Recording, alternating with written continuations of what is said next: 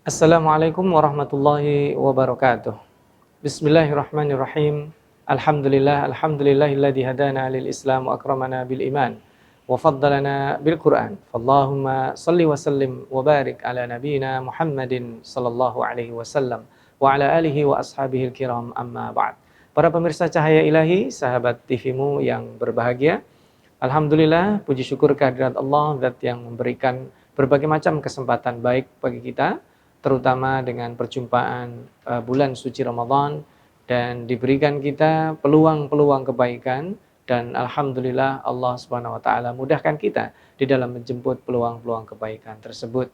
Di bulan Ramadan ini ada ibadah yang menarik, kelihatannya sepele tapi sesungguhnya itu adalah merupakan ibadah yang penting, yaitu adalah dengan makan di waktu sahur. Rasulullah Shallallahu Alaihi Wasallam dalam hadis yang diriwayatkan oleh Imam Bukhari dan Imam Muslim, beliau bersabda, "Tasahharu fa inna fis sahuri barakah." Makanlah sahur kalian, sesungguhnya di waktu sahur itu terdapat keberkahan. Maka pada perjumpaan kita di episode kali ini, pada seri kali ini kita akan membahas tentang keberkahan sahur. Sebelumnya mari kita lihat secara kebahasaan, etimologi. Sahur itu dari bahasa Arab yang bisa disebut dengan as-sahar, juga bisa disebut dengan as-suhur, jamaknya juga adalah al-ashar. Al-ashar adalah waktu ketika kita makan sahur. Secara bahasa, sahur itu berarti adalah akhirul lail, yaitu malam yang bagian terakhir sebelum datangnya fajar. Yaitu sebelum fajar menyingsing itu disebut dengan sahur. Tentu ini akar katanya hampir mirip ya dengan kata-kata as-sihru. Sedangkan as-sihru itu sesuatu yang lain yang tidak terlihat. Tujuan dilakukan sesuatu yang tidak terlihat untuk tujuan yang tidak terlihat itu disebut dengan sihir. Biasanya itu dimaksudkan untuk sesuatu yang buruk. Sedangkan as-sahur ini bertujuan adalah kita mendapatkan keberkahan. Keberkahan di waktu sahur dengan kita memakan makanan yang secukupnya, karena di dalam sahur itu sendiri Rasulullah Shallallahu Alaihi Wasallam juga menyabdakan umat ini akan masih dalam keadaan baik-baik saja ketika menyegerakan berbuka dan mentakhir sahur.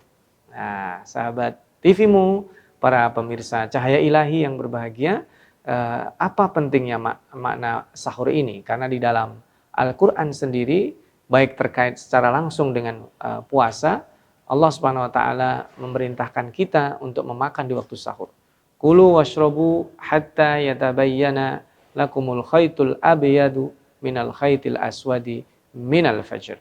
Jadi kita diperintah untuk makan dan minum secukupnya sampai kemudian datangnya waktu fajar. Nah, yang menarik secara khusus waktu sahur ini disebut Allah Subhanahu wa taala dikorelasikan dengan istighfar. Wabil ashari hum yastaghfirun, dan wal mustaghfirina bil ashar. Ada dua kata al-ashar yang disebutkan di dalam Al-Quran terkait dengan istighfar. Karena itulah keutamaan waktu sahur ini mendapatkan keberkahan, karena di waktu sahur ini para malaikat mendoakan orang-orang yang melakukan ibadah di waktu sahur, dan termasuk adalah makan di waktu sahur. Allah Subhanahu wa taala perintahkan kita karena terdapat beberapa kemanfaatan. Para pemirsa Cahaya Ilahi, sahabat TV-mu yang berbahagia, waktu sahur ini secara spesifik disebutkan di dalam Al-Quran terkait dengan zikir istighfar, dan di dalam hadis yang tadi disebutkan di awal adalah terdapat keberkahan karena ada beberapa hal yang kita bisa ambil pelajaran penting dari makna sahur. Yang pertama adalah dalam sahur itu kita memakan makanan yang diharapkan menjaga nutrisi fisik kita. Nutrisi fisik kita ini penting karena menjalankan ibadah bulan puasa tidak ringan secara fisik, maka sahur itu bisa berdampak secara fisik. Maka yang kita konsumsi pada waktu sahur juga sebaiknya sesuatu yang mendukung aktivitas kita selama kegiatan bulan Ramadan. Jadi penuhilah cairan kita, makanan yang berserat, makanan yang bergizi di waktu sahur itu akan memudahkan kita ketika kita beraktivitas di siang hari. Yang kedua, di waktu sahur itu Allah Subhanahu wa taala menurunkan keberkahan.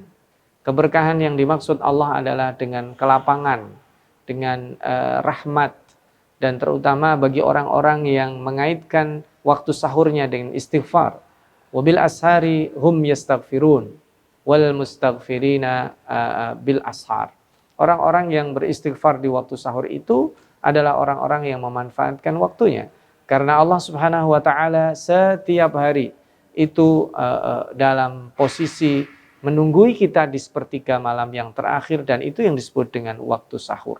Kemudian ada keberkahan makna sahur itu adalah dengan kita bersama keluarga kita. Kalau pada saat kesibukan di siang atau sore atau malam hari di waktu kita berbuka puasa ada kendala, maka kemungkinan kecil itu terjadi pada waktu sahur. Karena sahur itu adalah kesempatan kita berjumpa dengan keluarga kita. Kalau ditarik di atas di 187 pembicaraan terkait dengan hunna libasul lakum wa antum libasul lahun, itu harmonisasi keluarga yang pernah kita bahas. Ayat sahur ini ada di sini. Itu maknanya mengindikasikan itu waktu yang sangat private kita, selain dengan Allah juga dengan keluarga kita. Maka sahur itu upayakan dilakukan bersama-sama dengan keluarga. Dengan adanya sahur itu maka diharapkan mengeratkan hubungan kita dengan keluarga kita, dengan istri kita, dengan anak kita. Memang tidak populer sahur bersama, karena itu sahur bersama biasanya hanya dilakukan secara spesifik bersama keluarga kita. Nah, sedangkan kebersamaan dengan keluarga ini akan mendapatkan fungsi yang sangat banyak, diantaranya kenapa harus diakhirkan dan kenapa kemudian didekatkan dengan waktu subuh. Tentu ada maksud dan hikmah tersendiri.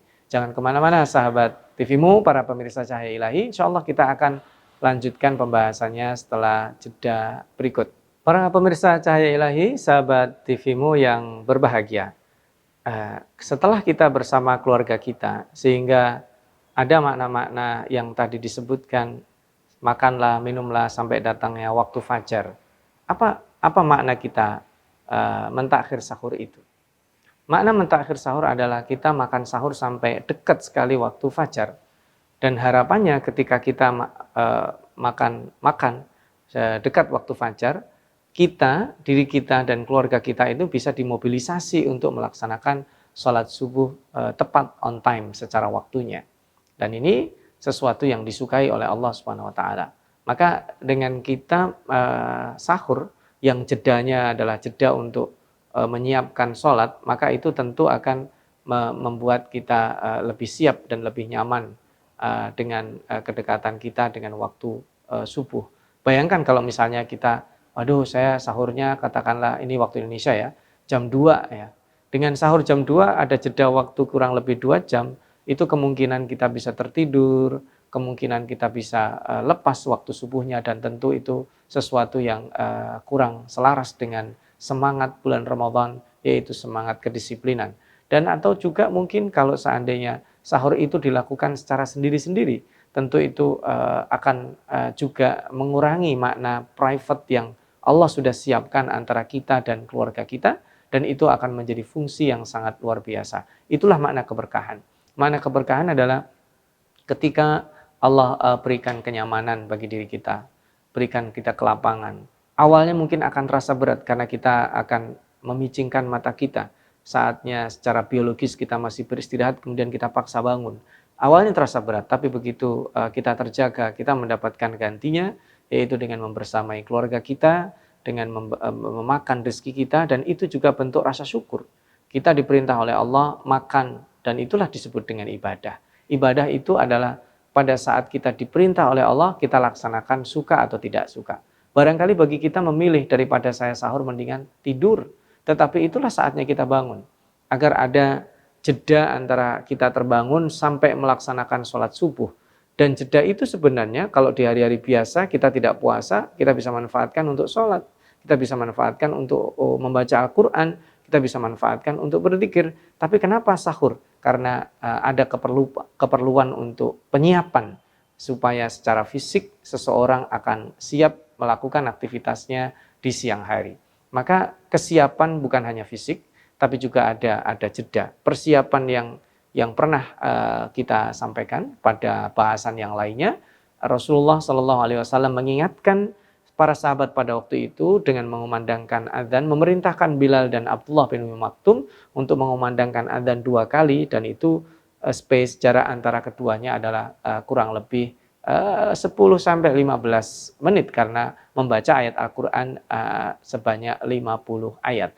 Maka kedekatan kita dengan waktu subuh itu sesuatu yang luar biasa, dan nanti kita sambut dengan ayat berikutnya, wa Qur'anal fajri inna Qur'anal fajri kana masyhuda. Maka waktu sahur itu adalah waktu pergantian shift para malaikat. Ketika para malaikat turun dan mereka mungkin serah terima kalau bahasa kita, catatan amal setiap personal kita dan menjumpai kita dalam keadaan istighfar, dalam keadaan sholat subuh, dalam keadaan membaca Al-Quran, itu tentu sangat baik sekali.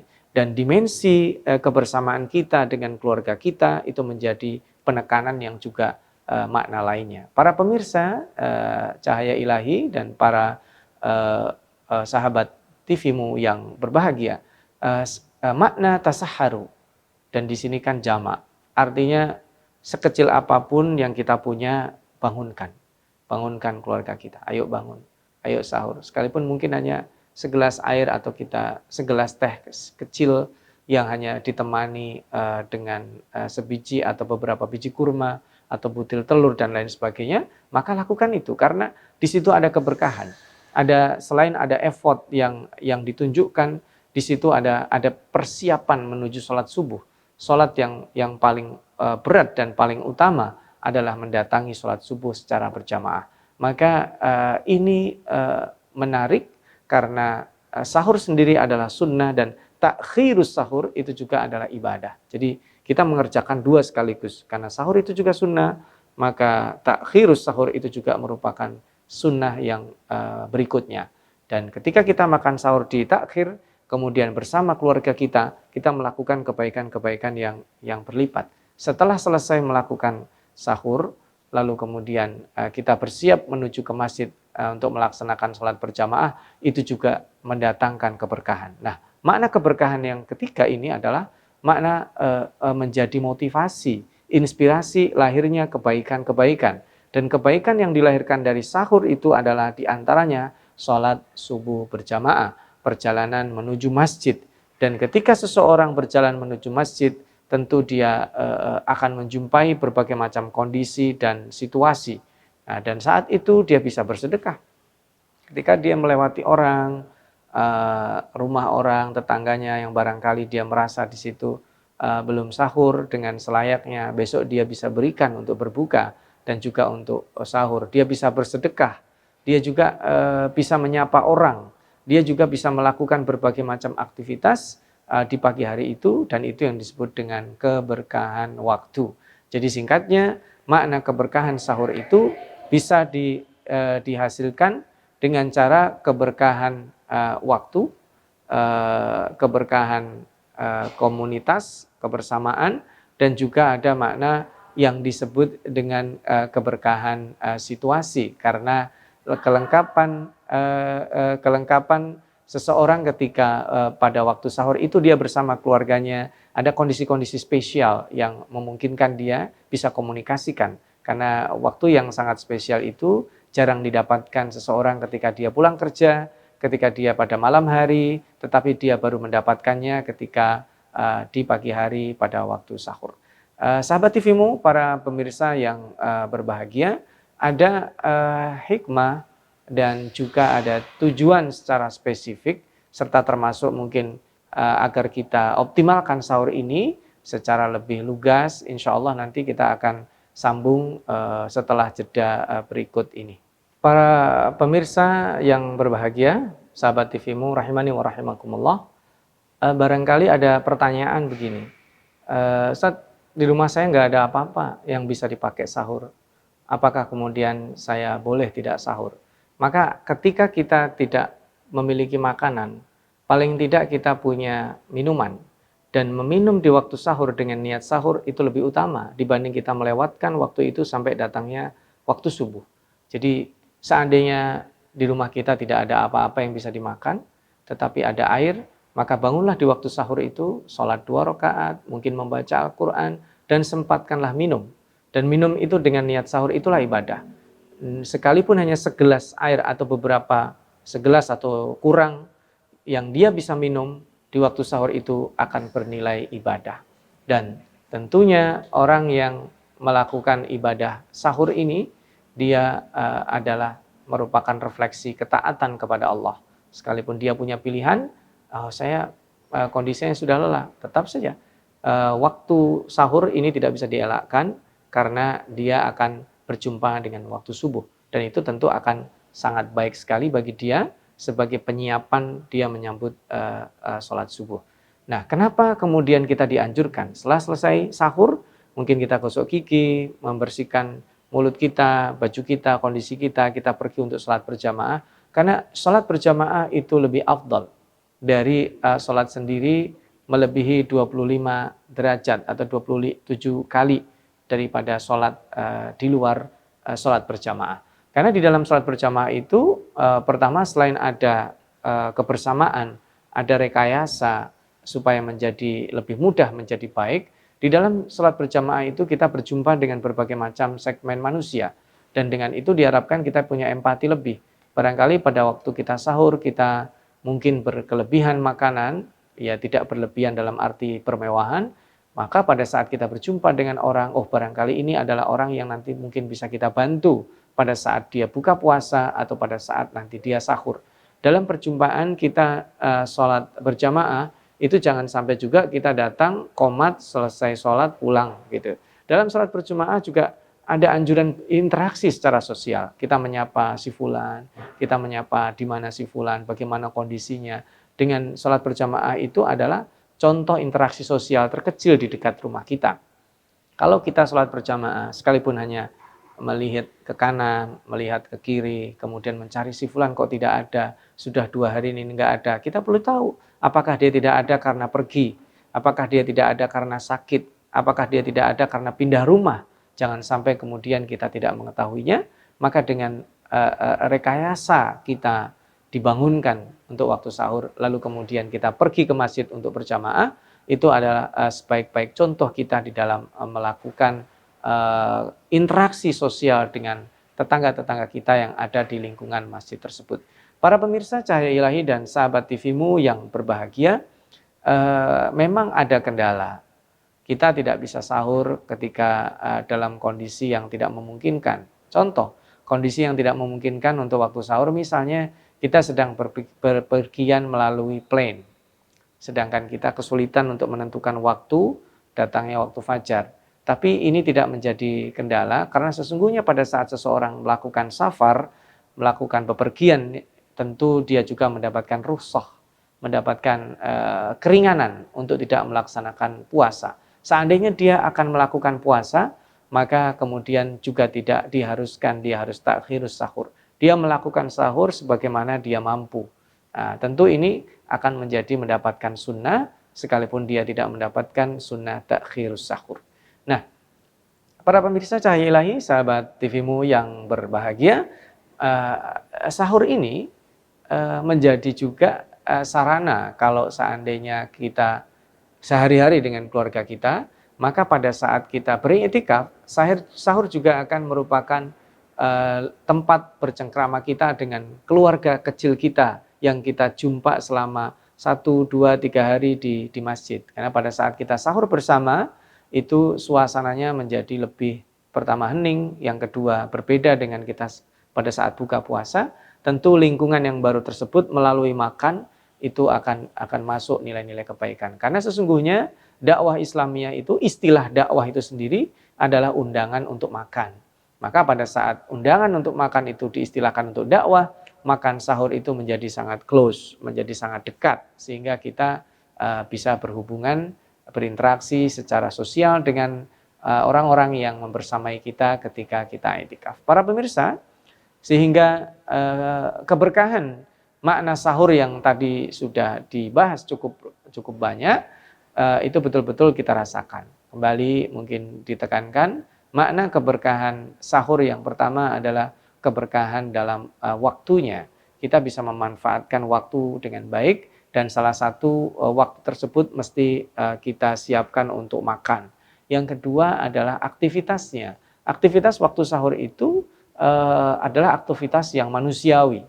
Ini menandakan ya. Artinya yang Allah nilai waktu sahur itu bukan hanya zikirnya, bukan hanya baca Qur'annya, bukan hanya sholatnya, bukan hanya kebaikan yang sifatnya ritus dengan Allah Subhanahu wa taala. Tapi kita makan yang untuk diri kita, yang istilahnya itu nutrisi, yang akan bermanfaat secara fisik untuk diri kita, itu juga dinilai ibadah oleh Allah Subhanahu wa taala.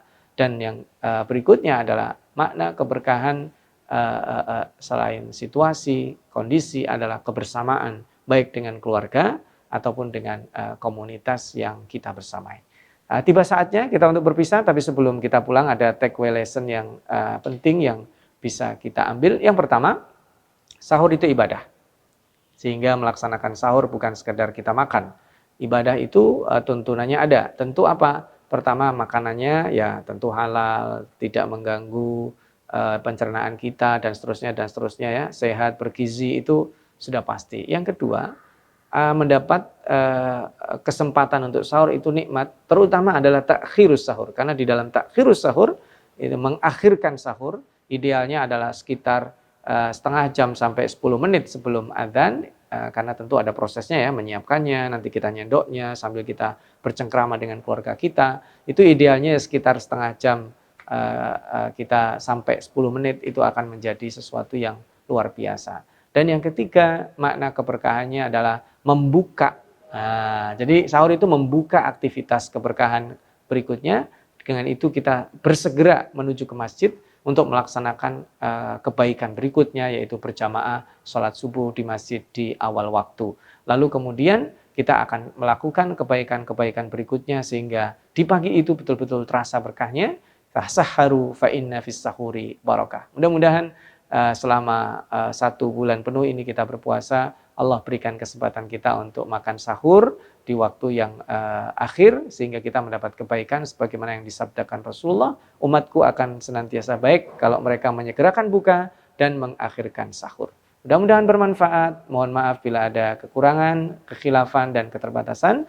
Nasrum minallah wa fathun qarib. Wabashiril mu'minin. Subhanakallahumma bihamdik. Asyhadu an la ilaha illa anta astaghfiruka wa atubu ilaik. Wassalamualaikum warahmatullahi wabarakatuh.